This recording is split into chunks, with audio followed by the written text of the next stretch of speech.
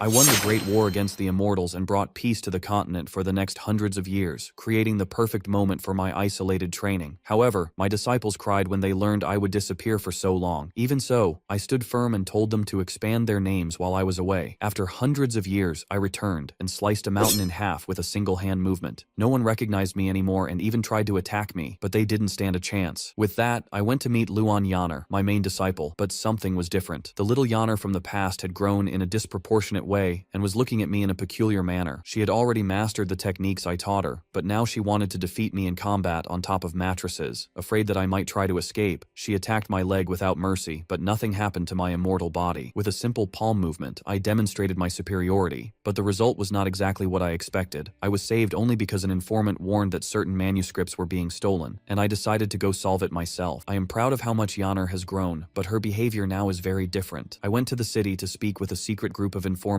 who still use the same codes to this day, according to this paper bird. The informant, however, is a ramen eater whose calories go only to one specific place. I speak the secret code to get the information I want, but that damn informant thinks I'm trying to fool her. She slams the table, calls me an idiot, and tells me to get out. But I know she's just pretending, so I touch her shoulder and say, I already said the code, stop pretending. Strangely, she has a peculiar reaction. The informant asks herself, why is my body burning like thick honey on the inside? One touch from him was enough to almost extract my elixir from years of loneliness. I'm sure this man is destined to be my cultivation duo. Poor protagonist has no idea he just walked into trouble. Suddenly she grabs my hand and says she has been waiting for me for a long time, but for some reason I feel this girl has ulterior motives. At least she takes me to an arena where some martial artists are competing for a certain book and says, if you can get the book, I agree to do. Before she can finish, I'm already walking toward the arena because time is money. One of the elders tries to attack me, shouting that I will never walk away with that treasure. The explosion sweeps the area, but when the smoke clears, I am intact. Others get irritated and try to attack me, but the poor guys stand no chance. In a quick movement, I appear behind the old man and flick his forehead. He never had a chance. Strangely, the old man starts going insane. His energy expands, and strange particles begin to fall from the heavens. Any touch causes a devastating explosion, and everyone flees in despair. But to me, this is as harmless as snow. I was about to cleanse the skies of this evil tribulation, but my dear informant wanted to protect me with her ramen-powered spheres. Physically speaking, it's quite a large and comfortable barrier, to be honest. Chow Chow must have had a difficult past, and even so, she decided to sacrifice herself for me, pulling a talisman from the depths of the mountains of heat. But it's alright, Chow Chow. Today I will be the one to save you. The tribulation's attack hits us directly, and that damned possessed man laughs in our faces until he takes a rock to the head. You're strong, old man, but destroying lives just for a celestial book shows you are worth nothing, I tell him. He tries to pull a Sasuke Uchiha with 30 hand signs but loses to the good old jab and straight combo. With that, I recover the book that always belonged to me and use a technique to deceive death and pain, returning to life everyone who had been affected in that place. Unfortunately, poor Chow Chow had fainted. I had to help her stand, which was an arduous task, but as an honest man, I did my duty. The other old man, seeing the hero leave, calls out, thinking he'd never guess a young dude like that would snag the book.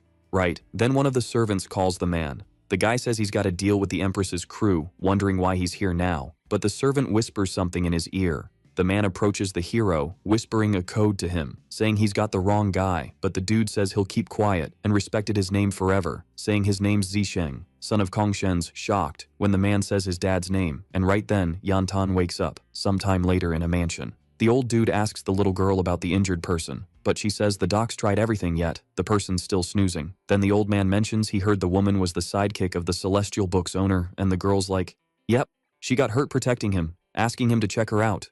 But Yantan was already MIA. Hiding, the girl thought if she played possum they'd care for her, but he just turned and bounced, wondering if he was scheming behind her back. As Yantan walked, she spotted one of her talismans, saying no matter how fast he ran with her talisman, the boy was toast. Checking the door, the girl tries to eavesdrop, wondering why it was so quiet. Then to fix her problem, she pokes a hole in the door to peep through. But she's shocked by what she saw. Shen was just feeling the old man's chest. The protagonist, seeing the mark on the man's chest, thinks he really was Kong's kid. Zisheng says it was a mark of his dad's teachings and a family symbol, asking if Shen believed him now. Then Shen says he remembers when his dad went to war with him, and in a flash he'd grown a lot, asking what the deal was. Zisheng says he was scared of something unknown 40 years ago, when his dad was almost kicking the bucket he called him to pass on the city lord gig, and besides him and his dad, there was one more person in the room. A mystery figure asks Zisheng if he'd be the next city boss, saying he seemed to have a long life ahead. But Zisheng says he was just a son stepping into his dad's shoes as lord. The person says he was super obedient, and that's why Kong liked him so much. And besides guarding the celestial book, she wanted the man to pass on a message, that when the celestial book found its master to tell him to bring the book to the foodie cave. Back to now, Zisheng says he should keep this on the down low from Yaner. The protagonist feels awkward, asking if that was who he thought it was, but Zisheng confirms it was his third disciple Luoyan, saying she ruled the southern continent ages ago and is seen as a world boss. Shen is shook as his disciples were outdoing each other, thinking about the cave's name, wondering if that wasn't the mountain where he made potions with his third disciple. Then Zisheng kneels before him. The protagonist asks what he's doing. Zisheng says the city lord gig wasn't supposed to be his yet, as his dad wanted to personally meet the celestial book's owner. With tears, he says he shouldn't bug him with this stuff, but he needs his help. But Shen says his dad, and he were tight, so he couldn't ignore it, asking where his dad was. The man says his dad's in a deep snooze in the Kunlun Mountains, asking the protagonist to find his disciple first. Yantan, seeing this, flips out, calling the protagonist a creep and totally misunderstanding, saying it was a lie that Zisheng needed a secret chat and it was just an excuse to do stuff. Fuming, she says she waited forever for this chance, asking if he was messing with the girl barging in. She chucks a pill at them. With the protagonist down, Yantan says no matter how strong he was, if he sniffed her pill, they'd be out cold. With a sly grin, the girl says a top-tier guy like that should be hers, but she spots a glowing scroll beside her, where she starts tripping. Apparently hyped, Yantan asks if something like that was in the celestial book. Seeing something shiny, she asks what color that was, wondering what was going on. Later, the girl was in front of the protagonist, and then sits on top of Shen. Shen, still out of it, asks if that was the smell of the alcoholic elixir, noticing something slippery and soft. Opening his eyes, the protagonist is stunned, seeing the girl on top of him asking what she was doing, embarrassed. Shen tries to get up, telling Yantan to back off. The boy, recalling his memories before blacking out, remembers Yantan storming in saying random stuff and insisting nothing weird happened. Then Yantan, hugging the main dude, gets asked what she's up to. Then she plants a smooch on him and starts sniffing him like a puppy, leaving Shen super red-faced, begging her to chill. But nope, she grabs his hand, and then she starts licking his finger. Yep, you read that right. Shen's brain is like, is this really happening? He spots the celestial book wide open. Then he's all, yo, act normal. She starts acting like a dog, and Shen's thinking, this is a total disaster, because Shen had stashed loads of treasures in the celestial book, and to keep it secret, put a spell that brainwashes anyone who peeks, turning them into dogs. So Shen's like, did she peek at the book? Mumbling that he can't just sit around doing nothing, he sighs. This is such a mess. Gives her a light slap to snap her out of it. Shen says, Yantan's lucky. He's the one who found her. The no indulging rule grabs a dog's soul and mixes it with a human's. And if he tried a regular spell to break it, she'd just turn into a total airhead. So Shen pins Yantan down, pulls out the dog's soul, saying she'll be back to normal soon. Then she faints, and Shen's like, nailed it. Since she's been through a lot, he figures the celestial book should give her sweet dreams, saying that when Yantan wakes up, the curse will be totally gone. And since he helped her, she should keep it on the down low. Then Shen's like, I gotta hit up Fudian Cave. Plus he should bounce while they're snoozing to dodge any awkward convos. As he's leaving, Yantan grabs his shirt. Shen's like, you still awake? Looking at her, she's all, I'll totally have your back. And with tears, Yantan's like, I don't want to be alone. Sighing, Shen decides to stick around, saying he'll wait for her to wake up before he jets. But then Zisheng wakes up first, all confused about how he dozed off and where Shen went. Later, one of Shen's disciples asks her servant why Shen's MIA. But the girl's like, when I got there, he'd already bounced. The other woman's like, no way. I'm the top disciple. He wouldn't leave without a heads up. But the girl says she heard about a woman who saved his life and ended up in a coma. The disciple's like, you're just saying that to dodge trouble. But the servant's like, Shen's hunting for medicine to save her and took her with him. The Empress grins, thinking Shen's still into the damsel in distress type. Then she starts changing, saying she'll personally bring Shen back. One of her servants is like, you can't do that. But she zips it when she sees the Empress's glare, asking if she's trying to tell her what to do. Right then, the servant kneels, begging for forgiveness. Thinking about the situation, she sighs, saying the Blood River Elder's gotten super strong and is recruiting in the north, so she can't leave. Then one of the Empress's generals shows up ready for orders. The Empress tells her to fetch Shen and spread a message. Chun's like, don't stress, Kangyuan's just a place. Back to Shen, Yantan's awake, asking where she is, and Shen's like, why are you so annoying? To ditch her. He uses the celestial book's hide mode, but she still pops up. The girl's like, the smell's still here, and Shen wonders if she's still doggo mode, pulling something from her chest. She's like, can't help it. And even though the talisman's precious, using it on Shen isn't a waste. cause it'll find him. Then Shen's like, she's still not giving up and smashes the talisman. Then Yantan spots him. Shen's thinking she can't track him anymore, cause no matter what he can't take her to Foodie Cave. But Yantan whispers asking if he hates her, saying sorry for causing chaos at the Tianshu conference. But her urge to save him, even risking her life, was real. Shen watches her talk, feeling hesitant to say anything, mentioning her time's running out. But she had this one big wish before kicking the bucket, saying she'd tried a zillion times and was now sure Shen was the only one who could help her out, telling him he could laugh all he wanted because she'd work for free. But before he agreed to help, she begged the dude not to give up because she wanted him to treat her like a loyal pup and was down to do anything to make it happen. Then Shen lets out a big sigh and turns off his invisibility, making Yantan super happy because boom, he was really there, thanking him, promising no more drama, asking if he was into dogs and saying no need for the celestial book. He could just pretend. But the boy stays silent since he turned off the book. Yantan thinks that's cool because he's ready to help. Right. Then the girl gets stabbed in the chest. As she hits the ground, Yantan's clueless about what just went down, wondering why it happened like that. But Shen's just as confused about what went down. She was chatting and then bam, she fainted. But then the protagonist spots something looking around. Shen figures there's something fishy going on. At that moment, the Empress pops up in front of the boy. Shen asks if that was Yaner and the girl's all, why didn't you keep your promise? Are you backing out? The boy hesitates, saying, it's not like that. Then the Empress is like, you could have at least sent a text, wasn't it worth a thought? But the protagonist's like, nah, not worth it, and launches an attack on the Empress. Seeing the girl, Shen's like, she's not Yaner. Then poof, the Empress turns into a soul. The boys saw that coming. Just a delay, explaining that delayers are spirits, munching on cultivators' emotions, using illusions to mess with their heads, keeping the illusion going till their target's totally drained. Shen guesses Yantan fainted because of that. But nighttime's prime time for spirits to mess with illusions, so why show up during the day? Checking out the girl, the protagonist sees spirits trying to take over her, but Shen throws up a hand sign, and the spirits just vanish. But something's off because she's still out cold, making him wonder if she's too far gone. Then in Yantan's past, the girl's singing, asking if her sis wanted a crystal falcon. But when she turns around, it's just a pile of bodies. Yantan's like, no point. She's always been solo, thinking everyone's out to get her, dodging hunters over and over, wondering how long she can keep it up. Then a woman calls her, calling her disciple. Yantan wonders if she left anyone alive, questioning what she's on about. Standing up, the woman tells her to chill. She'll explain, saying she's the big shot diviner of the Xuanji sect. And ages ago, they sent her a message to go west and find her destined disciple. Sarcastically, the girl's like, can I call you master, and are you down to give anything? She wanted her life, stabbing the woman, saying she's met loads of people like that wanting to use the disciple gig to drag her to an elixir shop. Once the cultivators found out they could refine through her, all rules went out the window. Back to now, Yantan's like, why can't they just leave her be? But then she starts feeling weak, her cultivation's tapped out, wondering if this is the end. Yantan's got no fam or friends, so her life's just gonna end, saying she's taken out loads of baddies because she had no choice, begging the heavens for a normal life. But then a voice behind her's like, why wait for the next life?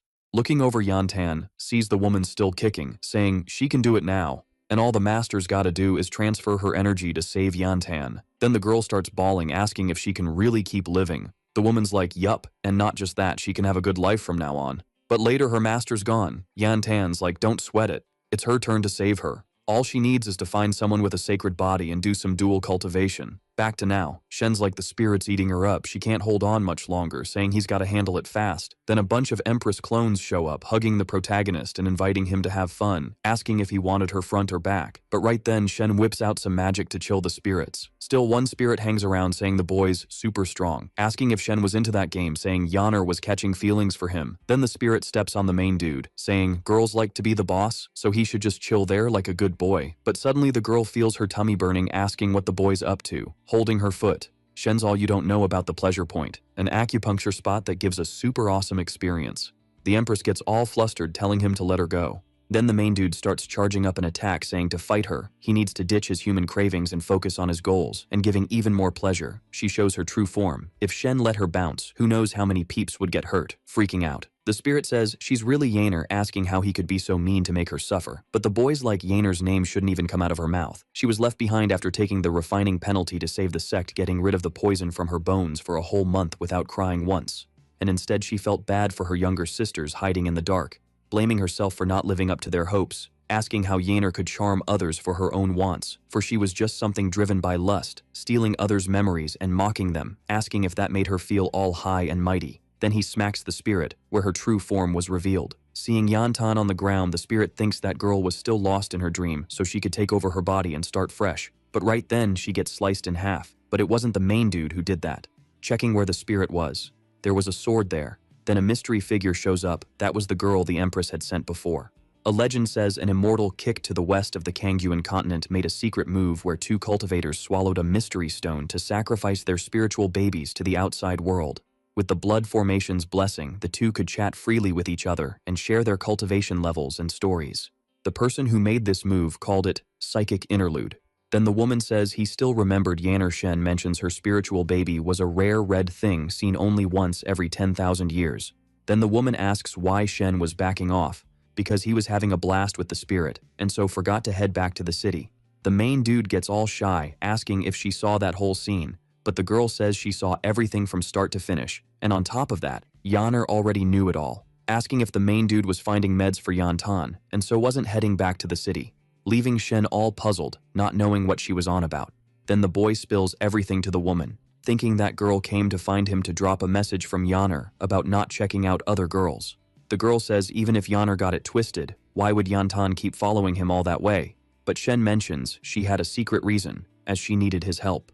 Thinking about the main dude's words, the girl thinks he didn't see her as a girl. Shen says he didn't know how to help, but when she was getting messed up by the spirit, the girl called him master, asking if Chun thought Yanner didn't get into others' business.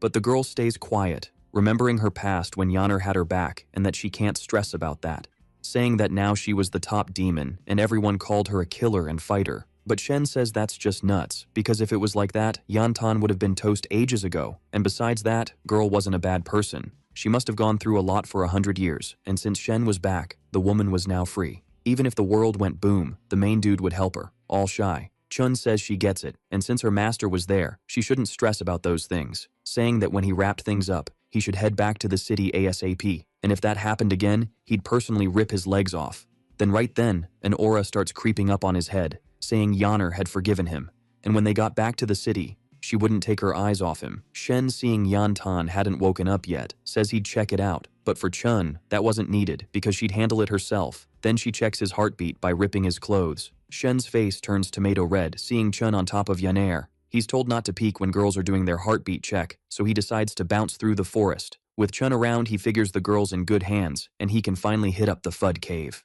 Suddenly, the woman chucks a sword his way. She says if he thinks it's rude, he should just shut his eyes. But he better not leave her sight. It's the Empress's orders. Shen, eyeing the girl with a serious glare, wonders why she's such a tough cookie. He agrees to her demands, asking how Yantan's doing. Chun explains the spirits inside her messing up her spiritual fetus, and it's gonna be a tough fix. She's got one way to sort it, but first, the girl's gotta wake up. Shen thinks this might mess up her body, wondering if it's some new age technique. Then he notices Chun's ditched her clothes. When she glances back, he sees her reaction. While she's working, Shen's all flustered thinking he shouldn't peek. Time flies and the day's done. Chun's wrapped up the treatment. She says the girl will wake up soon. Shen can finally chill, but when she looks at him, he's wiped out. She tells him he did a solid job. Seeing him so tired, Chun asks what's up. Shen gives a cheeky grin, wondering if she's still clueless. He says the spirit hurt Yantan, so he's gonna wreck their hideout. But the Empress already sent backup. He mentions she treated him well, offering food, but Chun's been fasting for 3 years. Shen tries all sorts of tricks to get her to let him go, but just ticks her off, saying he should just stay put. But he keeps pushing, claiming he needs to do number 2. The woman tosses a stick at him, telling him to go for it, but he's like, never mind. Chun mentions the girl's vitality took a hit, and her fix was just temporary, saying they'll need elixirs to heal her up. But it's late, so they shouldn't hunt for them now. Plus, after all that, she's too beat to think about it, suggesting they crash. But Shen says she can rest. He'll keep watch. And then the woman just drops to the ground. Shen apologizes, saying he hit her sleep point so she can get some good rest.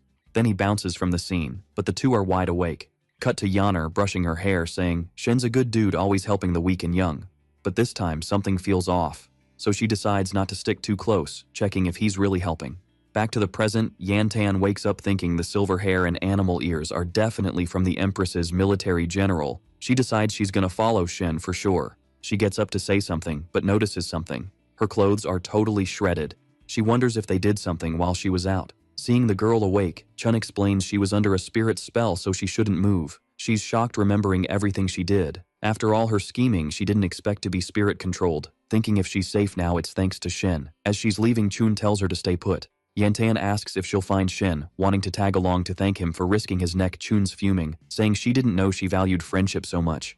Yantan's confused, saying only a low-class person wouldn't repay kindness. Chun tells her to repay with her body, since she's the one who saved her.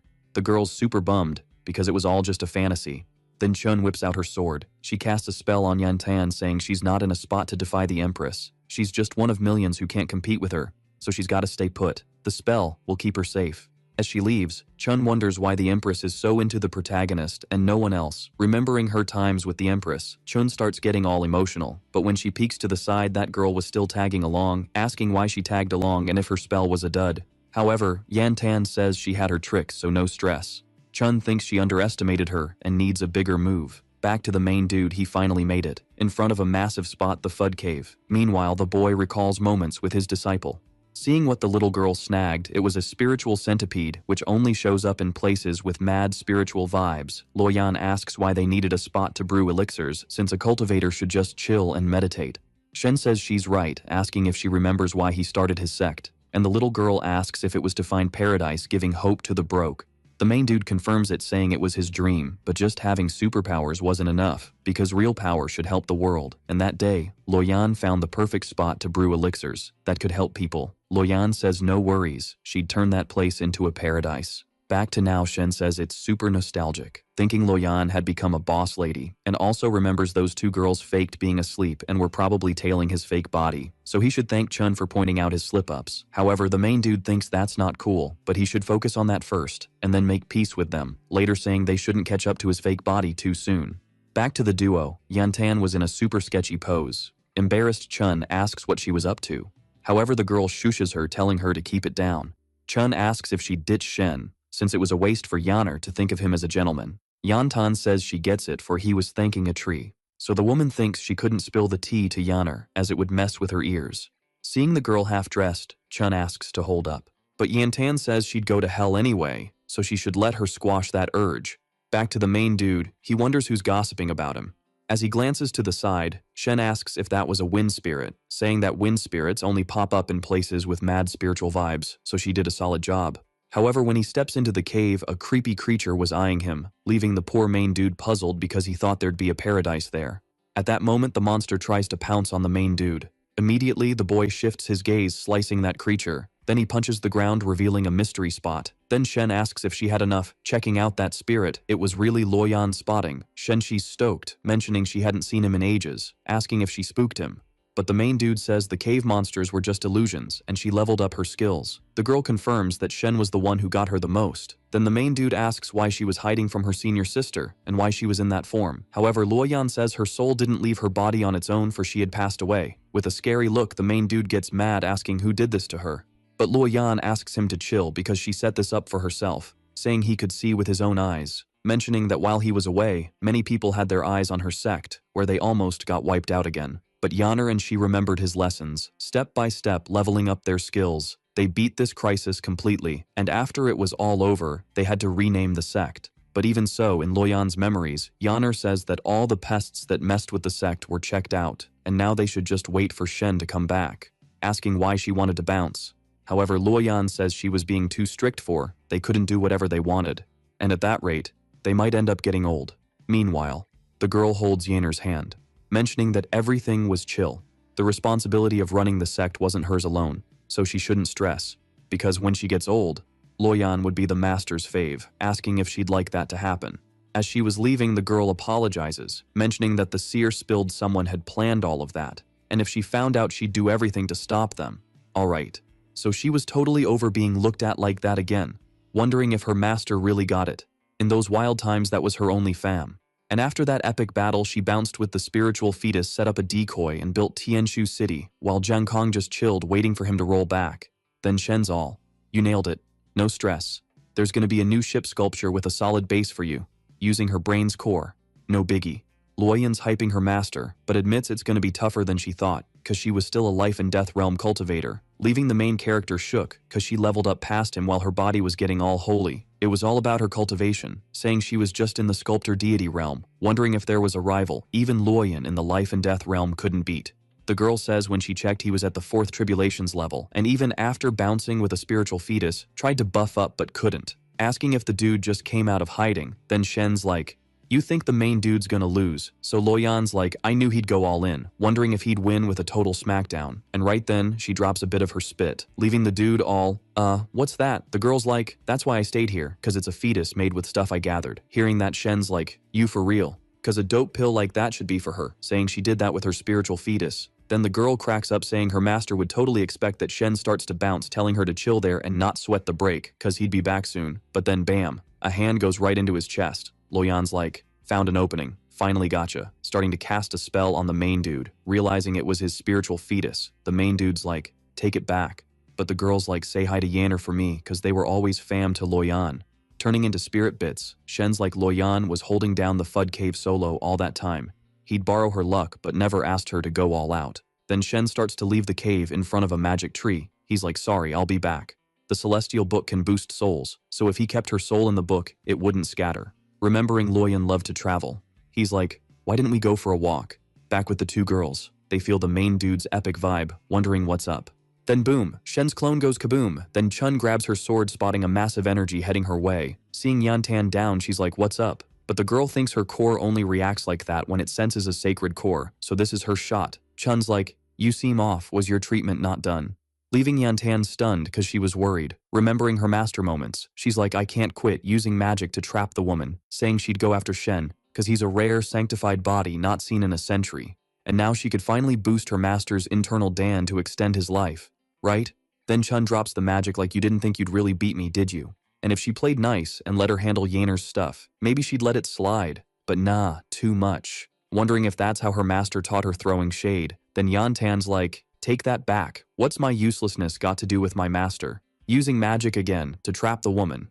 Checking her chest, Chun sees a seal formation. No clue when Yantan slapped it on the girls, like, the formation can only be undone by rotation, and only life and death realm folks can deactivate it. Chun's like, you planned all this. But the girl's like, I never lied to him, cause she was the scrappy type, using cheap tricks.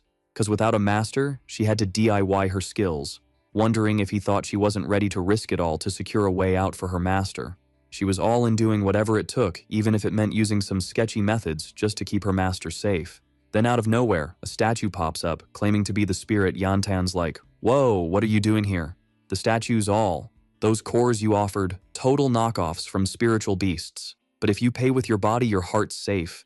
It mentions sensing a ton of ingredients in her planning to take them back. Yantan just stands there speechless. Right then someone shows up telling her to chill. And guess what? It's the protagonist announcing his grand entrance. Protagonist, Aswan. Yantan's like, what are you doing? And the MC's like, not talking to you. Dude's running low on ideas. The figure behind her is a memory of someone named Luoluo. Seriously, who names these characters? Probably behind all this chaos. And then the monster locks eyes with Yeshen, a guy from the life and death realm, sensing his presence, so the ingredients after him. Yeshen's shocked, then bam, punches the giant Buddha, ready to end it. The Buddha's back at it, and the fight's intense. Like, whoa, Yantan's watching. Can't believe this kid's hurting a projection of this dude. Yeshen's like, did you hurt Luoluo? But the Buddha's silent, just attacking. He'll show his power launching a special move with both hands. Then the guy's like, even if Yeshen's discovered life and death secrets, he's still mortal, but he respects Yeshen's strength for messing up his face, and suddenly the MC tears the Buddha's hands apart with just his aura. Dude's got cheat codes. Then he demands the real body, saying anyone who hurts his disciples is going down. Yeshen throws another punch and boom, explosion everywhere. Out of nowhere, a black ball flies out and the MC snags it. The spirit's weaker now, recalling crushing a similar insect. That guy was from the first tribulation class and got wrecked so bad, even as a spiritual fetus, recovery's impossible. Man, these classes are confusing, but whatever. The monster says the protagonist's future's no different. Yishin ticked off crushes, the spirit saying those are big words for someone who died so fast. Meanwhile, Yantan's just there, watching it all. Later, Chun's like, what's the deal? After all this, you're letting her go. Yantan's under enemy control, and her path's never been noble, so she should at least be questioned. Yeshen just stares, asking about her link to the great diviner, since he can't sense the Buddha in her anymore. That's when he finds traces of the diviner, and the girl's shocked, asking how he knows her master's name. Things just got wild. Chun's surprised, asking if that creepy guy's her master, because the dude in front of her is Her Majesty and the Empress's master. Yantan's mind's blown, realizing this guy's her master's creator and the supreme legendary lord. seriously, what's happening? She thought it'd be some old grumpy dude, but the MC's actually young. Yeshen's like, if the fortune teller gave her lifespan's mortal, now asking if it's because of the Buddha too. But she says it's because of him opening a chance for that fool. If her master hadn't passed on her energy, she'd have achieved way more than just escaping. The moment her spiritual energy glitched, she got snagged, and the Buddha somehow snagged her title of Sinister Seer. Told you these classes are whack. So he made her predict all these ways to pop up on the continent, and since her master was like, nah, I'm good, the trash used spells to lock her down. After he got all he wanted, he made her gather these super old refinement pills like 1,000 years old, so he could get a physical body. This totally messed up her master, and now the poor dude's stuck in a can't live, can't die kind of vibe, so she had to follow his orders, but even then he keeps switching things up, hurting her master to make her listen. So far, the creature's racked up 500 years, and if she could snag a certain yang body, she'd be close to her goal. But dude, the Buddha's like a next-level being and no one sees him coming. In a blink he cut off her connections, and now she can't find her master anymore. Hearing the whole story, the MC finally pipes up telling her not to cry, cause he's got his own tricks. Wow, he's stepping up now. A bit later, Luan Yaner asks if they're taking a detour cause she wanted Chun back faster, curious why they're chilling in the south for 3 more days. The girl says the cultivator really wants to save her master and can prove it, but it's a long road and her master's super tired, just needs a nap. Plus, she spent most of her cultivation on this girl, and if she tries to read her mind now, she's scared of messing up her body. Luan Yaner asks if she hit a snag cause she burned out all her cultivation and is going herself. No matter how far the southern margin is, she should be back in half a day with talisman formations asking her to spill the beans. Then Jun mentions the protagonist said there's a rare flower called Bin on the southern margin, super red and pretty. It grows underground in the Longyuan abyss, and even though it's a pain to get, it's perfect for her. Also, it's great for wedding decor. Hearing this, Luan Yaner wonders if Yeshen really said that. A bit later, it's night, and Jun's feeling down, cause she promised not to lie to her master, but couldn't keep her word. Right then, the elder of the Blood River is checking out the outer city of the Wuji sect, so she can't stress her out more. She'll leave the rest to Ye Shen cause he said he's got a plan. Right after our hero says he figured out why in the last battle he pumped his QI into his projection, stopping Yantan from hiding. Hearing this, Jun asks if this thing isn't one of those 5 elements, cause that name means someone is without mind, ego, or desire. On the Kang Yuan continent, even the strongest cultivator would have to ditch their body before hitting that state. He went beyond the 5 elements, cause someone bet the Buddha would use something, so he figured QI can be enlightened by those in the death class. Then Yeshen says not to stress, and suddenly a yellow thread starts coming out of Jun. Surprised, she wonders if that golden thread is her energy. Yantan's going through the same thing. And dude, this scene's kinda weird, right? With the job done, the protagonist says a cultivator's energy is tied to the 5 elements and changed her energy flow, so they clash. After stopping, the 5 elements can go back to their chill state. I'm lost now. Hearing this, the two are shocked, cause the kid can literally change energy direction while someone still kicking Yantan though tries to bounce back, thinking there's no time to be stunned, asking to kick things off right away, cause the longer they wait, the more her master suffers. After saying she'll lead the way, the protagonist though asks to hold up, cause there's something more important. A few minutes later in this super pretty spot there was the all-white Buddha. He said Yeshen was trying to boss him around but shouldn't think he won. To save her master, Yantan's gotta cultivate a bunch with that fool. Even then all she'll do is delay her master's doom. Suddenly the Buddha hears a noise and dude, the protagonist was there, huh? Now it's getting real. The kid totally roasting the spirit says he reeks too much, and meanwhile the Buddha all shocked wonders how he's so speedy since he's just in the first tribulation class. Getting closer, he asks why he doesn't want to chill with him. After all, becoming part of his squad is way better than being just a little cultivator. Hearing this, Yeshen says he already thought about it, and as the old saying goes, it's better to squash beef than to make new enemies. Plus he needs another disciple, and if the Buddha bows to him a few times, he might just let him join. At this, the spirit gets all mad and charges at the main dude, but the kid's tough, right, dodging all the hits. Soon after, the monster says he changed his mind because he's gonna swallow the main dude again. Dude, check out the size of that old creature's mouth. The main dude though was chill just watching, wondering if those two meanwhile are having any issues. Then the scene rewinds a bit with Yantan asking what's more important than saving her master. Our hero says that the Buddha went there to snag the elixir of longevity, so he hoped she was near him, because if the girl got her hands on the elixir, the Buddha would also score, taking the time to bounce back and come to life. Hearing this, Shun asks what they should do then, and Yeshen asks to create a distraction. When they get to the spot, they'll split into 2 squads, and the 2 will rescue Yantan's master, while he will personally take on the Buddha. Even so, they'll probably be in more danger than him, because he messed with their chi flows, which means they can't use magic. The only thing that will change is the time it'll take to rescue her. And Yantan says that the hope of survival in this situation is also one of those wild cards. Even so, she wants to try and will save her master from life or even death. Shun just stares and Yeshin says, "Everything's set," handing over the item. He says that when they succeed, they should blow it up because it'll end the battle, and soon after he will join them. A little later, the two were trudging through the mud, and Shun is shook because a talisman without extra spells can shine so bright, asking if she's sure they're not heading to the wrong spot, because when she entered the place beyond the 5 elements, she saw that the Buddha was in a white land. However, the girl says she's walked there many times, and that pure white land is an illusion created by the beast itself, which is no different from this mud puddle. Suddenly she spots something, and right in front of her there's literally a giant eye. This thing is called Tongtian, and was placed there by the Buddha. And if someone gets caught within 15 feet, nothing will be left, dude. The creature is terrifying then, huh? To make things worse, her master is behind that thing. And hearing all this, Shun thinks that, judging by its look, it must have a killer field of vision. Even without her magic blessing, it shouldn't be hard to take it down with her speed, but it might end up alerting the Buddha and stopping the supreme demon. Suddenly Yantan counts down and the two start sprinting, and the girl mentions that this thing has good vision but also has a fatal flaw, because every 30 breaths, it will close its eyes and chill. I wonder how they figured that out, right? There's a door up ahead and they gotta enter through there, and they have to remember to close their eyes, because otherwise they'll end up blind. Shun meanwhile just watches, wondering if the girl has always been like this, dodging traps and memorizing tricks each time, just to save her master. Wondering if she could hold up and stay confident like her for so long. Drawing her sword, the girl breaks the seal, and then the girl's master appears. The girl was emotional, thinking that the Buddha is nuts, and thinks no one could rescue through the maze, so there's no more defense there. As long as they cut the chain of her master, they could rescue her. But suddenly, Shun notices something. The seer has the scent of a thread that breaks the soul, and her IQ is tough to crack. This thing connects with the host, and if the thread is broken, the vessel will also die. Hearing this, Yantan remembers all the moments she had with her master, poor girl man. Falling to the ground in despair, she asks if she won't be able to save her. At this, Shun tells her not to be silly because the main dude made the two of them come together. Handing over a stone, he says it's a resurrection talisman, and the name says it all right. Yeah, Shun's been onto this for ages, knowing she had this epic item up her sleeve. The soul-breaking thread's got a mind of its own, only vibing with the conjurer. Just wrap your hair around the amulet and boom, you're set. Meanwhile, Buddha's in the thick of it, realizing something's off. Our hero throws a punch asking why Buddha's zoning out, but the spirit's all, "You don't get it, dude. In here, you're nada."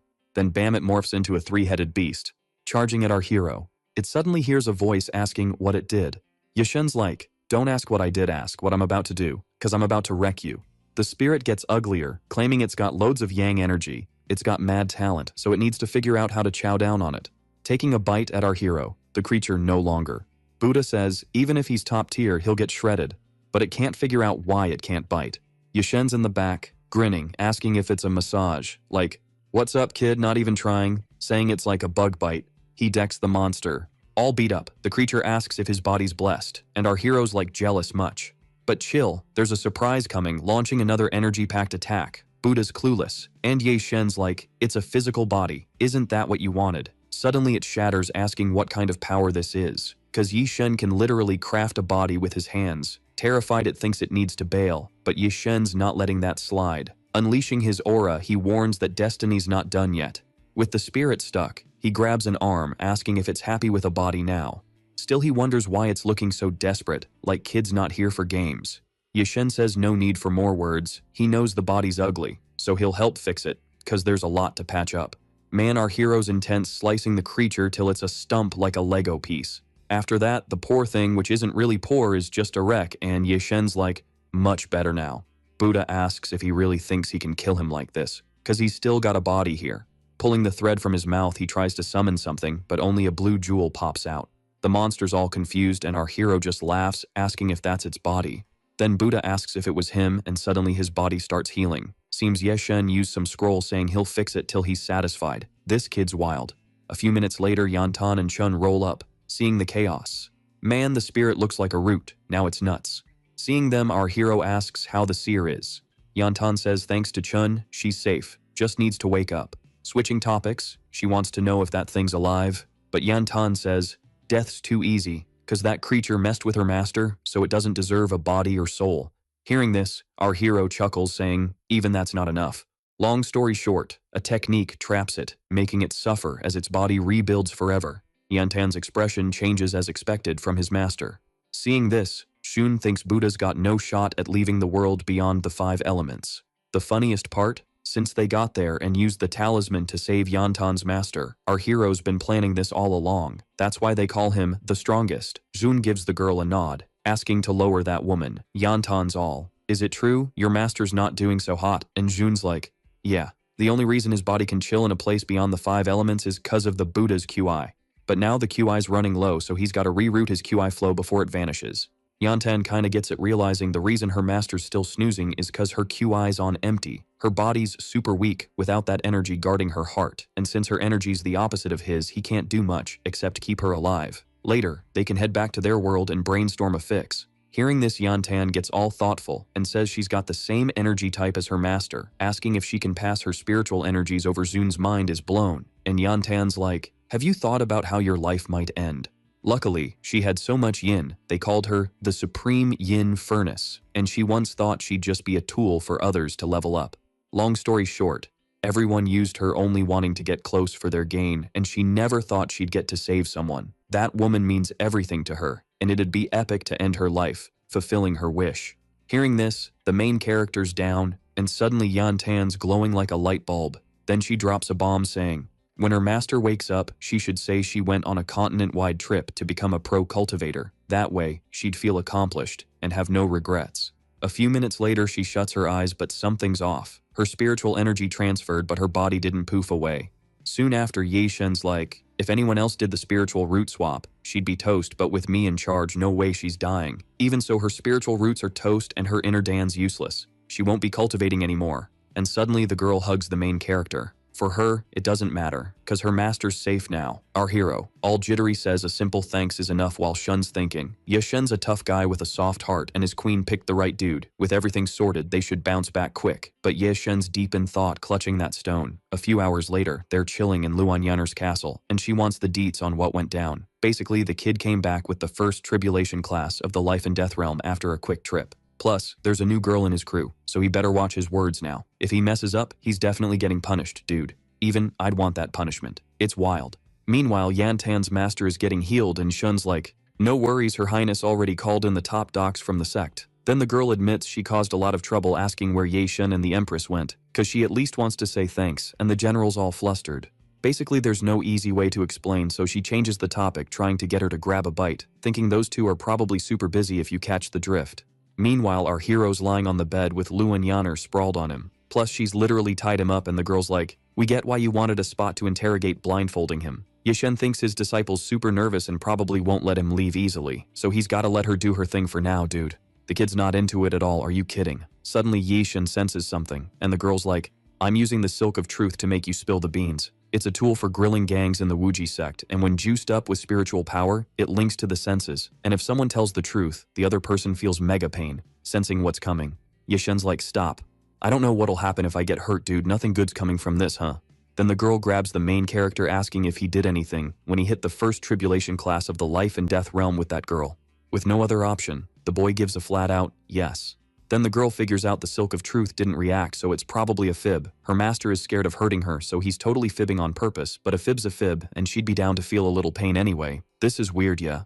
Shen, feeling something, thinks from the silk's reaction, she's probably being real, but as their master he couldn't let them feel pain. Soon after, Luan Yanner throws herself more onto Ye Shen, asking why he saved that woman if she's the master of that cultivator. Then he thinks whether it's the little girl or the seer, he saved them, cause they're part of his squad and there's no other reason. As their master, he can't mix love for his crew with his duties, meaning none of these answers could be the truth. Our hero, about to say something to the girl, doesn't feel any pain, assuming his master really cares about this cultivator. Asking if he took her back to the squad with him, he ended up catching some feelings. The desperate boy tries to come up with some excuse, but then Luan Yanner ends up feeling pain, and there he is. Seeing what's happening, the girl says she's super happy. Dude, I don't get this story anymore. Ye Shen, feeling a pain, realizes she was also being real. Ah, now I get it. So every time someone feels pain, that's when they're being real. Now that's wild, huh? Still, he wants to know why his disciple's happy for not having feelings for that woman. Wow, the boy hasn't caught on yet. Then Luan Yanner says she has her final question, wanting to know if he wants to spend a night with her. Hearing this, the protagonist doesn't get it, and stands there with that clueless look. The girl calls him a dummy and asks him to stop playing dumb cause it's not that hard to get what's happening. Our boy stays nervous and the woman questions if she's not pretty enough. Then Yeshen says that's obviously not the case, but then the girl feels something out of nowhere, warning that if her master doesn't want her, she'll keep hunting until he spills what's really on his mind. The boy really doesn't want to give in and keeps trying to dodge. The guy never takes a hint, huh? However, she'll take his silence as a yes, but then out of nowhere, an explosion happens and I'm lost again. Out of nowhere, a rag doll pops up, and that creature was in the protagonist's place. On the other side, Yeshen had bounced, saying that as a master, he couldn't do that, much less have improper thoughts about his crew. On the other side, the girl was still shocked, and then said that's why the boy was running, cause with that kind of power, it could have ended in a mess. A little later, our boy was at a waterfall catching some air while trying to shake off those thoughts. But then the boy gets hyped, yet he can't let himself be rattled. Even so, no matter how many times he tries to chill, it seems his training is being useless and is getting more and more whack. Moreover, Luan Yaner is no longer that young little girl he used to know, where at least her heart was in the right place. She never fought for anything and kept following her older sisters. Many years ago, when his squad was in danger, he took out his enemies on the front lines, while she stayed back without complaining to make sure everything was cool at home. All she wanted for her squad was eternal peace, to stay like a family. Even so, being a family, he wanted to know why she wanted to do this. It's impossible to face it that way, and suddenly someone says he's just pretending to be clueless, asking if his master really knows nothing. Luo shows up and says she managed to return thanks to her master because she was slowly nurturing her soul. Yi Shen says that while fighting against the Buddha, he sealed part of his cultivation within that jade, but since his current self isn't suitable, he'd transfer it back to her little by little. Then, shortly after, the girl says she still hasn't answered her question, wanting to know if he really isn't aware of how Luan Yaner feels, or if he's dodging her, cause he never felt anything for her. Cause if that's the case, he might as well look at Luo instead. Out of nowhere, the girl started speaking in the third person. The dummy asks what she means, and the girl says that since he doesn't want to chill with the older sister, he could do it with her. Even as a spirit, she's got mad skills just like her sis. You feel me? The boy gives her a look, then taps Luo on the head. The girl asks if he's playing dumb again, saying he shouldn't think he's useless just cause she's a spirit. She points out it's obvious why the master sees her as a kid, meaning he sees Luan Yaner as a grown-up. Yeshen gets all flustered, denying it, cause Yaner's his big sis and his fave disciple, right? But for Luo it doesn't matter cause love's got nothing to do with labels. If that's not it, maybe his sis isn't his type. So what's Yeshen's deal? The protagonist asks to quit the jokes, but then the girl vanishes. Luan Yaner asks who he was chatting with, and Yeshen, all awkward, tries to make up something. Then the girl laughs, rambling about what he was thinking and other random stuff. According to this theory, guys' spiritual practice can't match up to girls. Yeshen keeps staring at the girl who asks what he's thinking, and he says he just remembered she's the only one who laughs at his wild ideas. About what he said earlier, he's got something to add, but Luan Yaner says he's been gone a while, so he must be wiped out. A few minutes later, our hero's taking a bath, and Luan Yaner asks what's up, and if he's not coming, the poor dude's losing it, thinking it makes no sense, cause she told him to chill, and thought he'd nap or grab a snack. Soon after, Luan Yaner calls him again, saying the bath's spring water is called Jade Dew, the top sacred juice on the continent. It can zap fatigue, buff muscles and bones, and boost cultivation. Her master was away and leveled up fast, so she figured it's the perfect time to recharge his QI, asking if she's wrong. But the boy says that's exactly what he needs, and if that's the case, just bring him there. About the bath, he can handle it solo. But the girl with a cheeky grin grabs his hand and jumps on him. She asks why age or gender matters, since she's his disciple. Diving into the Jade Dew isn't enough, cause she wants him to get twice as strong, focusing on internal QI and recharging in the bath, so he needs to chill and let her help him already. Suddenly at the door, Luo pops up again and shoves the protagonist. Somehow the boy lands perfectly, feeling the texture of the balloons. Meanwhile, the two are watching, and Jun tries to do something, but Yantan stops her right.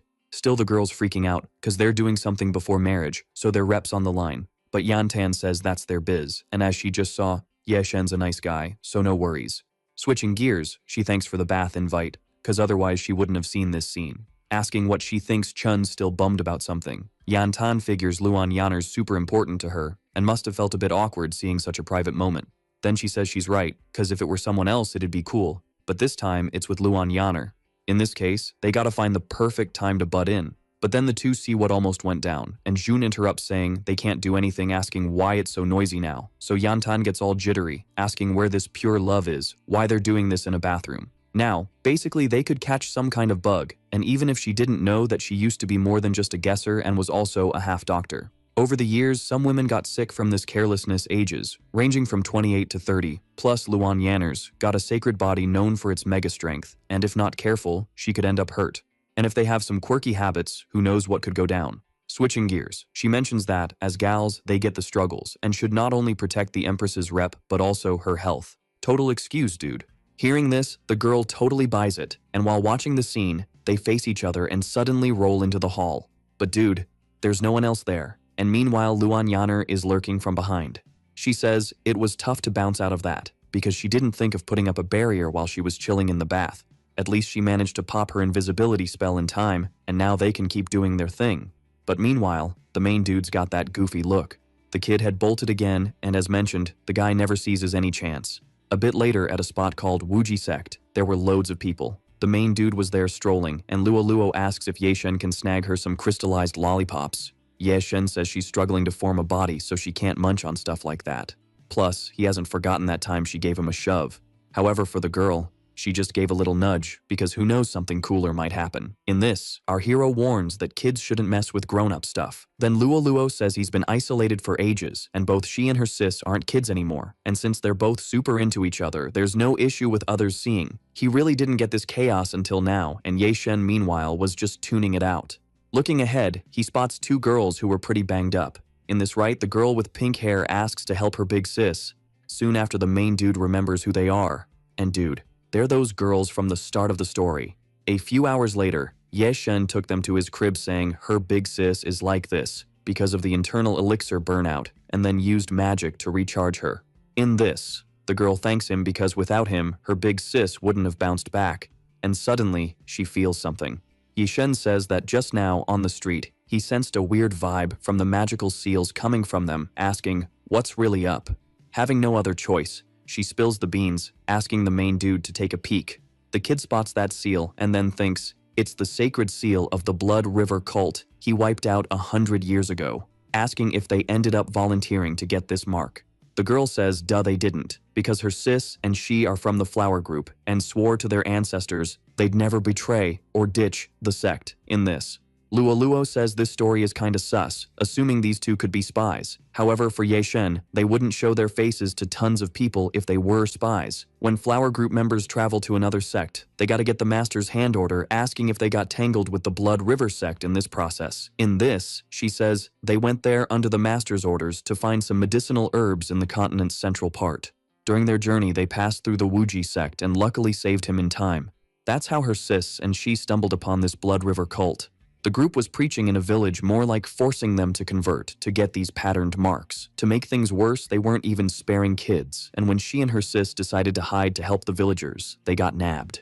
During that crisis, her sis used all her magic to shield her, and after that fight, they managed to shake them off. However, when it was all over, she found out her sis had already been marked by the Blood River cult, and she was so shook she almost passed out. The road back to the sect is super long, and her cultivation level is super low, so she dragged her sis to the Wuji sect, hoping the Empress could stop all these people. Hearing the story, Yeshen says there's no need to feel bad because while traveling, there'll be times when you'll need help, but from what was said, the only person marked was her sis. At this, the girl mentions the seal popped up on her body last night, and hearing this, Yeshen thinks the situation's getting pretty dicey. The Blood River mark is a restriction slapped on by the cult leader on his followers. Anyone marked gets their spiritual powers sucked out and dumped into the leader's body. Basically, the followers are toast unless the caster gets taken out. Yikes, it's just getting crazier, dude. Then the girl mentions that maybe at the next full moon she and her sis might get hit with these Blood River marks. Last time it was just a spiritual energy drain, but next time they might lose their bodies. If that happens, he should take their remains to the Flower Group so they can go home. She'll definitely thank him in her next life. Wait, there's reincarnation. Mind blown. Luo chilling in the corner, says she's heard this story a zillion times, and suddenly Yeshen's zooming through the city. The girl asks if he's planning to ditch the city and face the red cloak dude solo. Without a blink, our hero's all in, because ages ago the Blood River sect was bad news, and he remembers the leader was the Blood River Elder. But during the sect war, he was sure he took him down once. And Luo's like, doesn't matter, I got killed too, but I'm living in the Celestial Book. Still, she wonders if it's cool for him to go to war like this. And Yeshen says being a cultivator doesn't mean he can do whatever. She just heard about what the Blood River cult did to that village, so he can't just chill and watch Luo's like, that's not what she's talking about. And Yeshen's like, what do you mean? She says it's about his older sis.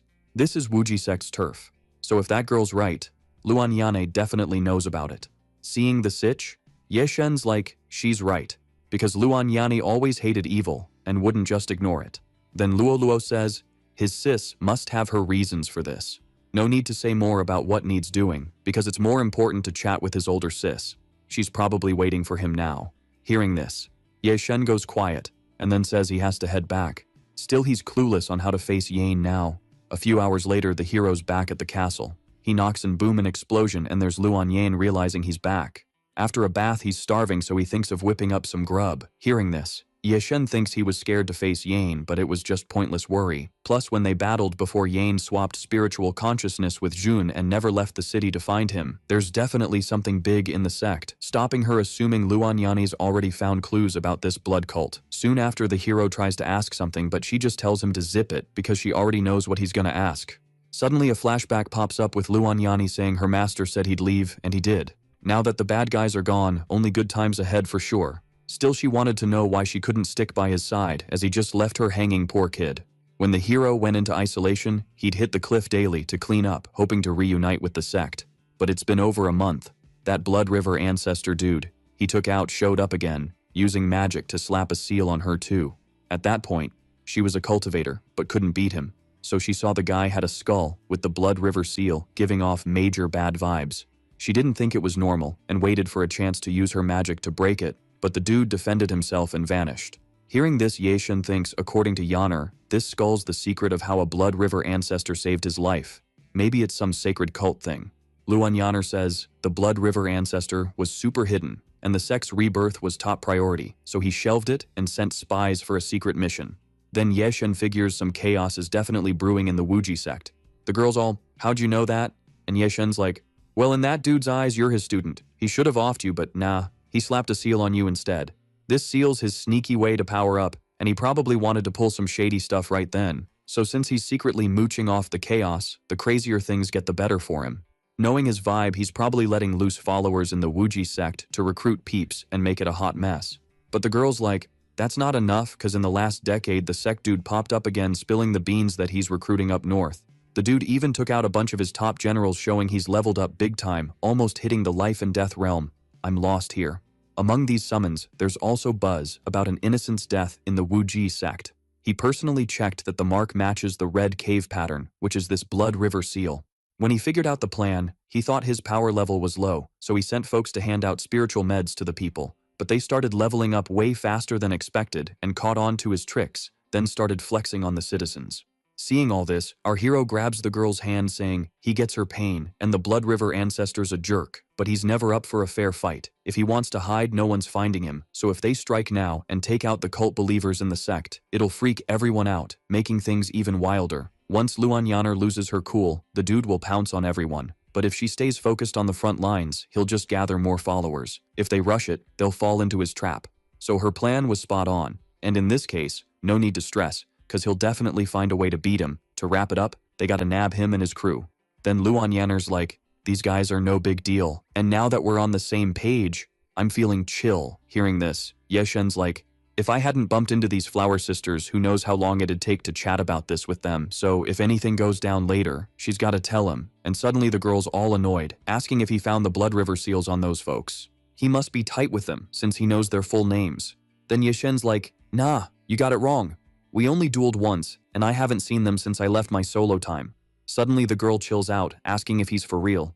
The boy with that poker face says, yep. Luan Yaner's like, I'll trust you this time, and from now on, no secrets between us. In this, Yeshen's thinking he was almost getting props for growing up and getting smarter, but didn't expect her to still act all kiddish. Switching gears, he's curious about her next move, cause he can tell the master now. Then the girl grins, asking if those folks didn't want chaos, and then says she'll give them what they're asking for.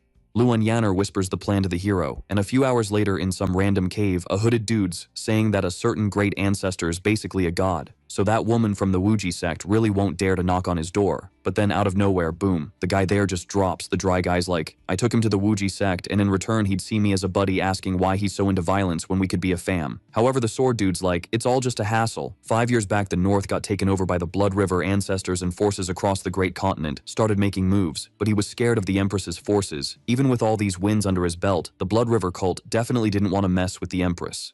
Both sides were hanging by a thread until on a rainy day, the Blood River cult kicked off an unexpected bloodbath. An unknown assassin, totally mysterious, not only found the hideout of the Blood River ancestor, but also wiped out the entire elite squad like a ninja on a sugar rush. This kid, while taking everyone down just casually, says he's a vendor. Yeah, right, selling chaos and mayhem. Then the other hooded dude asks why he went all Hulk smash back then. Like, chill bro. Even if he didn't mind tidying up the place, the guy's face looks like he lost a fight with a blender. The sword guy stays silent while the other dude spills the tea that his spy in the Wuji sect says the Empress is planning some heaven and earth ritual tonight. This ritual uses the spirits of epic people to power up but one tiny oopsie. And it's game over, man. Not only will they fail to level up, but they'll also face the ultimate game over Luan Yanners, planning to wipe everyone out and settle scores. Classic move from one of the fiercest ladies around, but she's rushing things, and since the field's set, she needs backup to roll into the city. Then the guy whips out a scroll and boom, scene change to inside the Wuji sect. The hooded dude's like, told ya, because the Empress has her squad ready at all the key spots leading to her palace. Still, he didn't expect a secret tunnel from 5 years ago that leads right into the palace. Sneaky, so they gotta enjoy the show while it lasts, but something's off with the kid. Dude talks too much. Across the city, Luan Yanner's getting ready, and someone's like, you good to go, they should head out, and all the cultivators around the city are gearing up. Finally, the ritual time's here, and man, nothing good's coming from this for sure. In the city, everyone's gathered, and a kid's like, why aren't we hitting the hay? The elder says it's 'cause the Empress herself called them. She's working so hard she's basically a zombie, asking if she's her own biggest fan. They should totally pray for her success and happiness. Fingers crossed. Suddenly something's on the roof, and the hooded guy says the altar's set with civilians chanting blessings. Luan Yanner's all in for this heaven and earth ritual, but no worries about spotting nearby sacred stuff. At first he thought Luan Yanner had a plan for this, but nah, he was stressing for nothing. He asks what the kid thinks, but poof, the kid's gone. Doesn't matter to the guy, cause once he's got Luan Yanner, he's the boss of this transformation. Suddenly the girl feels something and whoa, her eyes are redder than a tomato. Everyone's trying to figure out what's up, and marks start popping up on her body. Seizing the moment, the dry-faced dude's like, Luan Yanner's mine now. The guards try to step in, but they get marked too. The guy orders Luan Yanner to mark everyone with the Blood River seal, but then she just collapses. The hooded man's confused, thinking whatever he sensed in her is fading, meaning the heaven and earth ritual might have flopped. Still, it's possible, cause he felt life and death realm vibes when he marked her. Then bam, the protagonist shows up and punches him. Looking at the guy's messed up face, he's like, been ages since I saw one of these. As always, he's quite the opportunist, if you catch the drift. The guy gets all jittery, saying he's been searching for him for 100 years, confirming nothing's left of his body and soul, so no way he's here. Suddenly someone's like, is it really that impossible? And Luan Yanner shows up. Our hero asks how she's doing, and she's like, nothing can go wrong with my master here, but can't say the same for that dude. Hearing this, the blood sect guy's like, no way, someone from the divine realm of sculpture could make a puppet with life and death realm vibes. Unless he had some epic breakthrough. Then the protagonist's like, told you always the same. Given his vibe, the news about the Blood River troops marching wasn't his doing, and if that's the case, he's got plans cooking somewhere else. It's a bold move, and hitting the Wuji sect center is his best bet, and with Luan Yanner guarding the borders, he's definitely plotting something sneaky. He always figures she'll have little backup while prepping for the ritual, and now his guesses were spot on. If he'd been a bit more careful, maybe things would have been different, but he planned to knock him out of the game early. What a sneaky girl. But before he could act, he blew his cover with his spells, and for someone like him, showing all his cards means he's super confident about winning. Basically, someone's got his back, and hearing this, the dry-faced dude just cracks up, asking if he still thinks he's the same guy because 100 years ago he blocked his moves and cornered him, but he still managed to escape till now. So he'll reveal who's backing him and showing the skull. He says if anything happens to him, the deal's off, calling in the King of Assassins for backup. Suddenly someone targets Luan Yanner, but the mysterious hero was there ready to save the day. He can't believe his eyes because it's his second disciple Shuluo. Yashun asks if it's really her and what went down. Then the girl steps back, eyes locked on them, and the hooded guy keeps laughing like a maniac. Wondering if he saw this coming when he was making all those threats, more surprises ahead, and boom, an explosion goes off. Just like that, wow. The hero's on edge, and right then Shuluo charges at him again. Luan Yanner tells her to chill, but the girl doesn't care and swings her sword. It kinda hits Luan Yaner. But then the girl asks why she's lying to herself. Soon after, the hero pops up behind her and the guy's sweating bullets, huh? Another explosion rocks the place and Luan's literally fighting the girl with just 2 fingers. He says being from the same school they're like family, and no matter what, she shouldn't go against her big sis.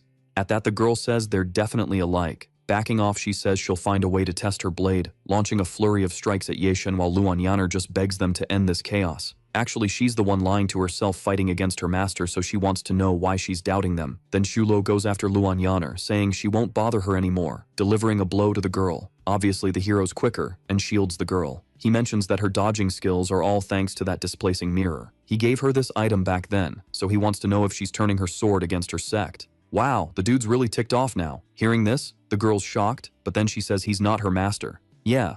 Shen says in that case, they're back to square one, and the girl's amazed by how fast he moved. Another explosion goes off. Luan Yaner's just watching the chaos, and Shu Luo asks why she's being stopped from leaving. Luan Yaner says her master's still alive and just went into hiding, so no need to buy into these rumors. But moving towards her sister, she says it's a lie because she saw his body with her own eyes, and won't be fooled. The one behind it was the Honorable Celestial Conqueror. She was definitely rattled after hearing the culprit's name, but it doesn't matter because she's not scared and will avenge her master solo. Then Luan Yaner looks at the hero, saying they'll need to find a way to hear her out, but suddenly the mark starts acting up again. Elsewhere in the city, Xiaohui tells her sister she's not fully healed, so she should handle the recon. But Chinger says she went easy on her before and forgot the ancestors' teachings, asking if she mentioned her mission to that guy. Xiaohui's all, nah, no way, cause her mission's to find the Celestial Sect's book owner and hand over the goods, or else the 100 Flowers crew's toast. Someone's like, why the Russian? Bam, Xiaohui's spidey senses tingle and the mark kicks in. And guess what? The whole city's feeling it too, like a bad Wi-Fi day. Back to the action, our hero's soloing 2 baddies. Right. Then the hooded dude swings at the girl, grumbling about her being late.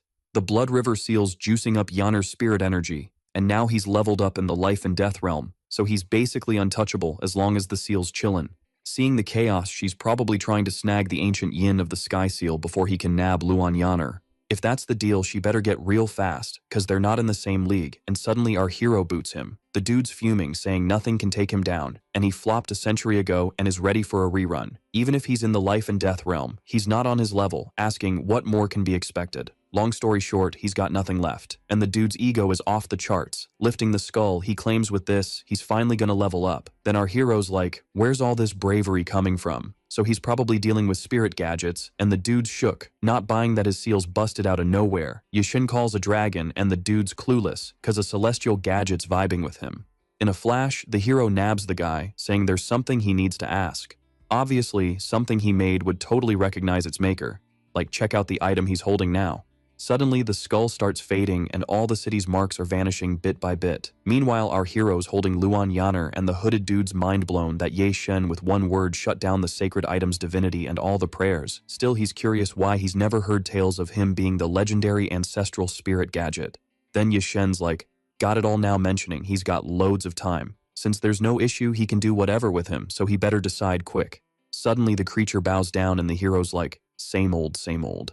Then the boy calls for Shu Luo, hearing his sis is in trouble. He steps up to face the baddie, and just for that, he'll let it slide. She's got 3 days to get back to the sect and a chance to explain. The girl listens quietly, and then vanishes. Later, there, she is lying on the ground. Poor thing. Suddenly someone says it was no walk in the park. After facing 2 mega bosses, she's still got the juice to trek this far. It was the desperate assassin king, barely keeping up with her, as funny as it sounds. Then Zhu Luo's like, got the skull back, can we chat now? The girl goes, you know, if it's she's skull, the Wuji sect must have taken ages to snag it, asking if she forgot her master's last words. She can't take losing to that guy, so she's gotta get her own payback. Shu Luo's Ye Shen's fave, so he left this mission to her, asking if she's trusting that lookalike who chased her. Obviously that's Luan Yaner's fib, and the assassin king's as fake as the kind empress. But man, the girl defends her bro, saying she'd never do that. Suddenly, the bandaged girl calls down some wild lightning, saying she's always a handful, but this power only kicks in when she's drained. That fight must have wiped her out, but no worries, cause now she won't feel a thing. That seal's gonna wipe her memory, and even though that Blood River ancestor's a flop, he still pulled off something. Too bad there's no time to check it out herself, saying her majesty's still out cold, so she better hustle and get the docs. Next scene over at the Wuji sect. It's total chaos, cause Luan Yaner's still down for the Count Chingers all.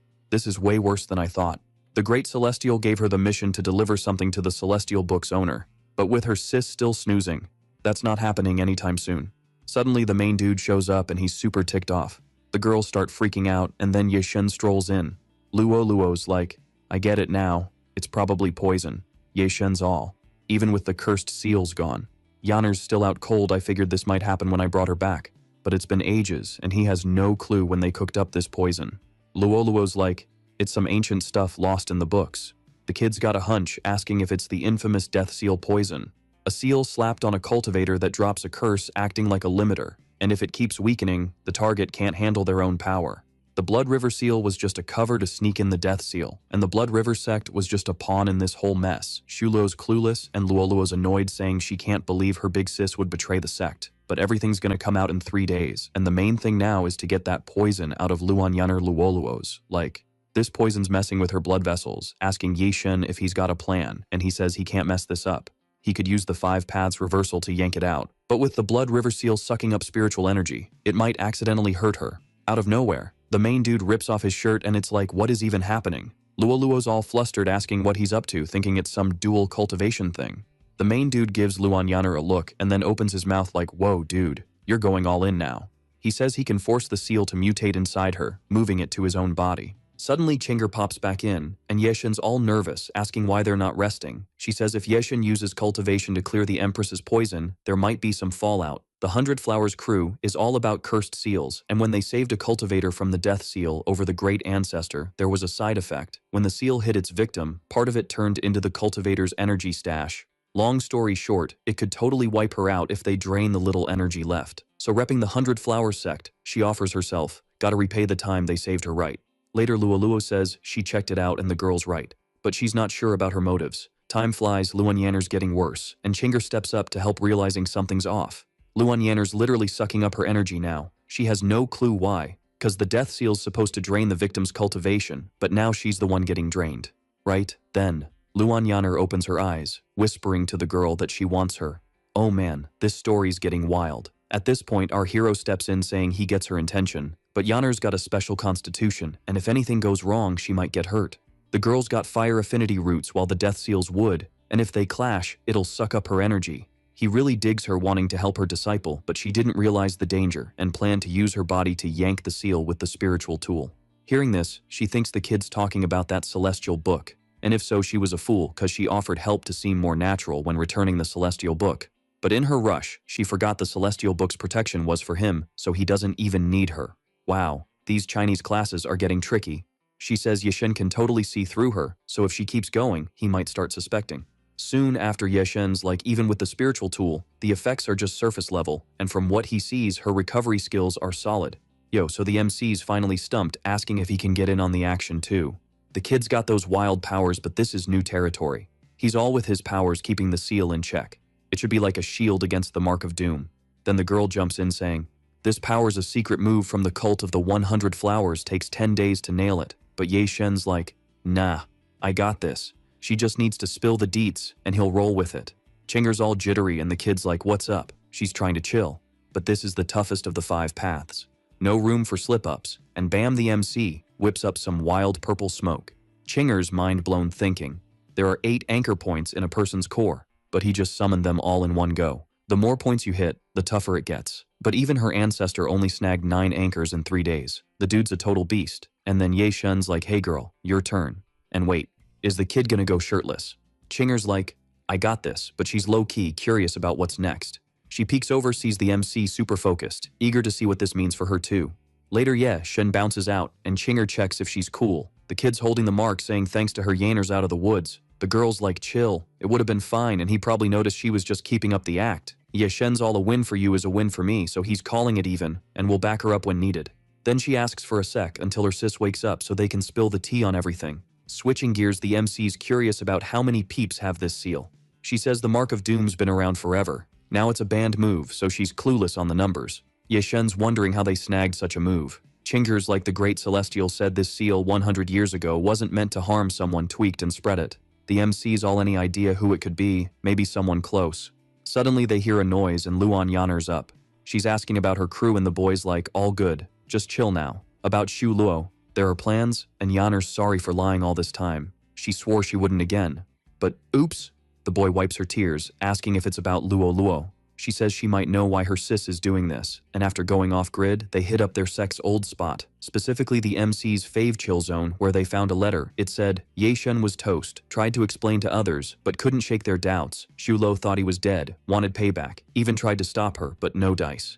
Ye Shen's thinking a celestial conqueror from a century ago was a life and death realm, pro, and Xu Lo's playing with fire.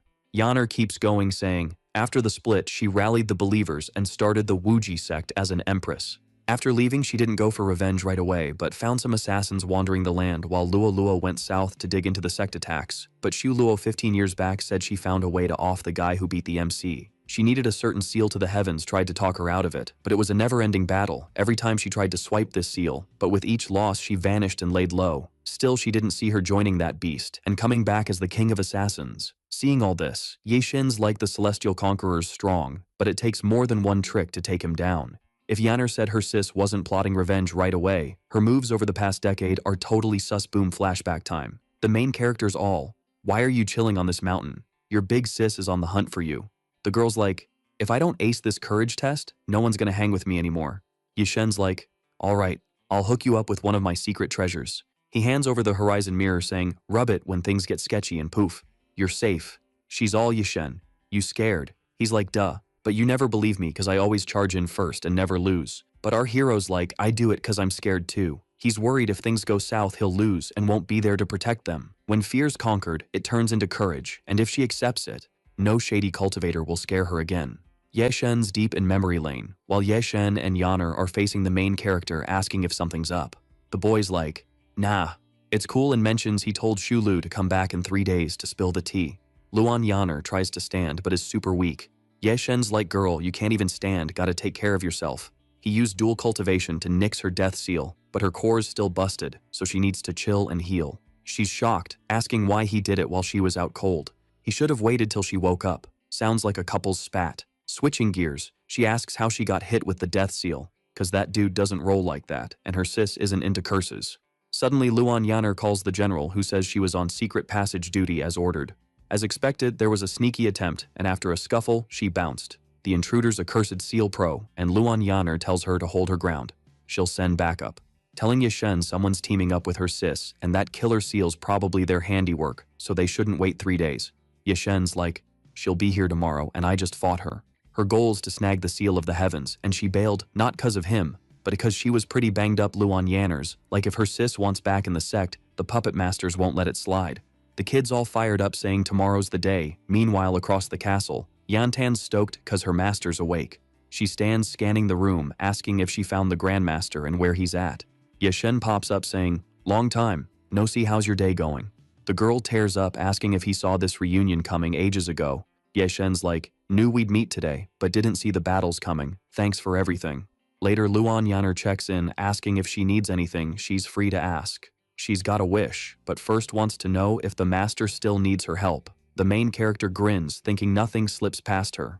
Meanwhile, Xu Luo's eavesdropping from the rooftop. As she climbs down, Luan Yaner asks if she's ditched those thoughts since they're from the same sect. Why the beef? Asking if the master wouldn't be bummed seeing them at each other's throats.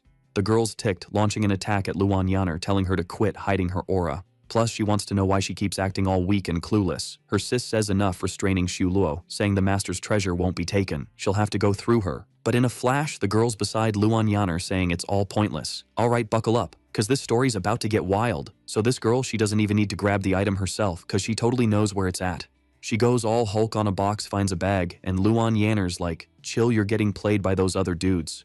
Turns out her master isn't even dead, and all she wants is for her sis to trust her. She wonders if maybe this is actually better. Out of nowhere, Xu Luo gets this vibe, realizing her aura's gone all next level. Luan Yaner jokes about her sis being a rooftop ninja, and the girl gets all fired up and charges at her. But then she's like, this is pointless, dude. The MC's been transformed, do whatever, it won't matter. Xu Luo's mind is blown that a puppet can copy her sis and even her power level. The main dude raises his hand, boom, explosion, and he's like, why so scared? Didn't I teach you to see 1 and imagine 10 on the battlefield? In the land of Aswan, every path's covered, and once she touches the treasure mirror, she's stuck just one way to stop her. Basically, she trusts change and reflection too much, cause she's weak and always thinking of bailing.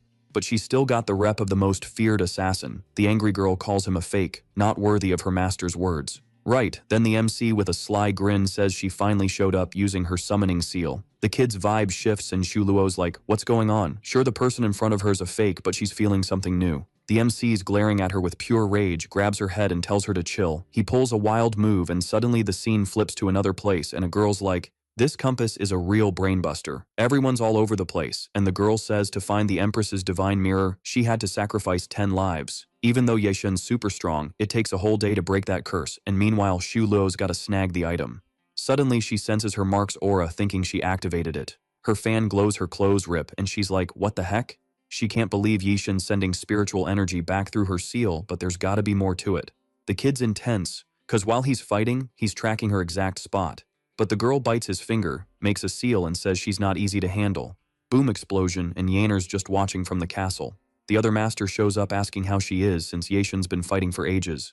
The girl switches topics, saying she's just a bit worried. She wonders if it's cause of Xu Luo, as it might tick off the MC causing chaos. She asks why the master didn't let her tag along, and Yaner says he was scared she'd end up begging for her, but her sis says she's wrong. Yeshen just didn't want her to carry more weight. They say everyone's got their destiny, and back then, Xu Luo made a choice for her own reasons. She knows she wants to help the master, but maybe he doesn't need it. Yaner listens quietly, and then in the background, our boy shows up carrying Xu Luo. Yaner's shocked. She's unharmed and surprised the master went easy on her. Yeshen says when he talked to her 3 days ago, he had everything set for Aswan to trap her. Even though it was early, it worked out. And after finding a curse in Yaner, he thought Xu Luo might have one too. So he used reverse energy to track the mark's user, but the person cut the connection with Xu Luo, and Yaner says spiritual energy doesn't just vanish, so they can find a way to track her. Yeshen says, no need, cause she probably has backup, and if he were her, he'd make a scene to draw enemies into his turf. The Empress is all, are we just letting them bounce? And the MC's like, nah fam, I left a sneaky mark when I flipped the spiritual energy so we'll catch her off guard when she's chillin'. The kid's all ice cold and strategic, saying he's gotta lock down his spot so she needs some chill time to recharge, and when Xu Luo wakes up, he'll have a chat with her. Meanwhile, Yaner's still bummed about her sis, and poor Yeshen's thinking, after all this time, our reunion's a total train wreck. Out of nowhere, the other master pops up saying, hey, the sister's back, let's party a bit. What a lame excuse to get lit. But the duo's like, nah, she's too weak for that. They share a look and the other girl goes, alrighty then, asking if Yaner didn't promise to grant any wish cause she really wants something. Oh boy, this is gonna be wild. The protagonist's got that huff face wondering what it could be besides partying. She says that's all ancient history and she's not about that life anymore. The kid's shocked. She quit partying, asking what she wants then. Meanwhile, Luan Yaner's cracking up in the back calling her master a goof, asking if her sis still doesn't get it after all these years.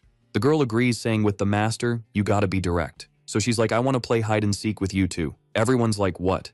And Luan's surprised. It's something so goofy. But she says it's his fault cause as a kid, he kept saying he couldn't find her spots, and that's her biggest childhood regret. She'll give them time to hide, and if she catches them well, you know. Suddenly the girl vanishes. Luan Yaner's worried, can't believe she's pulling off a spell like that in her condition. But Yeshen's like, let her be Yaner, focus on your health, saying he'll take her to her room. The girl steps back, saying since it's her lil sis's wish, she can't ruin the fun. So he has to hide fast, and a few minutes later, the protagonist's chilling on the roof, scoping the city. The kid thinks Luan Yaner was just happy, but now she's all moody, wondering if she's mad at him. Then Luo shows up, saying he's there half the time and won't hide well, and she heard Aswan say if she catches him, there's a punishment. But for Yeshen, winning or losing doesn't matter. It's all about making Aswan happy, and Luo's like, then why the long face? Suddenly she jokes the older sister's coming, but it's just a prank. Annoyed, the protagonist traps her in a scroll, and the girl asks why he doesn't just talk to her older sis. She digs him and will spill everything that happened, but Yeshen's like, nah, she probably hates me since she's dodging me. Then Luan Yaner actually shows up and Luo tries to explain, but the protagonist's still down. Soon after, the poor girl can't take it and slaps the protagonist, saying he needs to talk to the girl directly if he wants to do something. With the boy hitting the ground, he worries he hurt his disciple even after healing. Then out of nowhere, he asks if the girl doesn't like him by any chance. At that moment it hits him cause he said it totally out of the blue. Then Luan Yaner calls the protagonist, whispering in his ear to just stay quiet. Right after, Aswan appears, starting to look for the two of them. Little did they know, right? They were there in the corner cuddling. As the girl leaves, the protagonist tries to get up, but Luan Yaner holds him. She says it's not that she doesn't like him, but she was scared he wouldn't want her, so she kept her distance. She doesn't just like him as a master disciple but wants something more. This is going from 0 to 100 real quick. Hearing this, Yeshen remembers all their moments and suddenly kisses her. Whoa, even I didn't see that coming. And the boy says, now they're more than just master disciple. At this, the girl jumps at Yeshen, all playful, saying she'll do whatever he says. Yeshen gets all shy just staring at the person in front of him, right after Luan Yanner's all. I'm feeling something weird, and our hero's blushing like a tomato saying they gotta head inside. He's still not back to full power, needs some chill time, and Chinger's just there watching everything. Talk about bad timing, right? Poor girl just freezes, and then her sis shows up saying it's easier to search together, out of nowhere. Chinger shuts her eye and the girl's like, is something bad happening, and since Yeshen's there, maybe he can help. The MC gives a confident nod saying, as long as he's around, no need to freak out. Elsewhere in the castle, the sisters are chatting and the green-haired one says she's there to meet the celestial bookmaster. She hands over a pendant, explaining her sis was under a spell, so helping her was priority over delivering it.